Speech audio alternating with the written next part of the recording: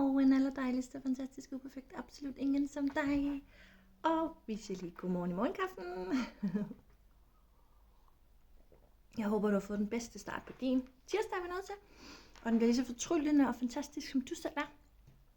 Jeg har fulgt Alberte i skole i dag, og så har jeg været hjemme her lidt og vågnet med morgenkaffen, og nu har jeg lige været i bad og gjort mig klar. Fordi jeg skal først i eftermiddag godt nok, men jeg skal stadig også lige have pakket. Men så skal jeg på café, på café med en veninde, så det bliver mega hyggeligt. Det glæder jeg mig rigtig, rigtig meget til. Vi har heller ikke set hinanden i et helt år. Men det er en af dem, som jeg er blevet rigtig gode venner med her i Albertes klasse. En af de nye piger, der er kommet i klassen. Og vi svinger bare så godt sammen, hende, moren og mig. Så det er bare så dejligt. Det er jeg meget taknemmelig for. Og ellers så skal dagen jo stå på nedpakning. Jeg er gået i gang med Albertes værelse, og det går over al forventning, så det er jo super, super dejligt.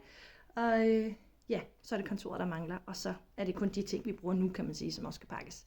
Så er vi godt nok klar. Og om en uge på næste tirsdag, så får jeg nøglerne til vores nye hjem. Og jeg glæder mig. Jeg er simpelthen, jeg har så meget op at køre. Jeg glæder mig så meget til at få mit eget hus. Det har været min drøm i meget, meget længe, at bare have mit eget hus. Og bare føle sig hjemme og vide, at der skal vi bo i rigtig, rigtig mange år. Og det er rigtig godt tæt på Albertes skole også. Det er kun lige her bagved, hvor vi bor nu, i villakvarteret. Så jeg takker hver dag universet for, at det hus kom til os. Det må jeg nok indrømme. Det er magisk.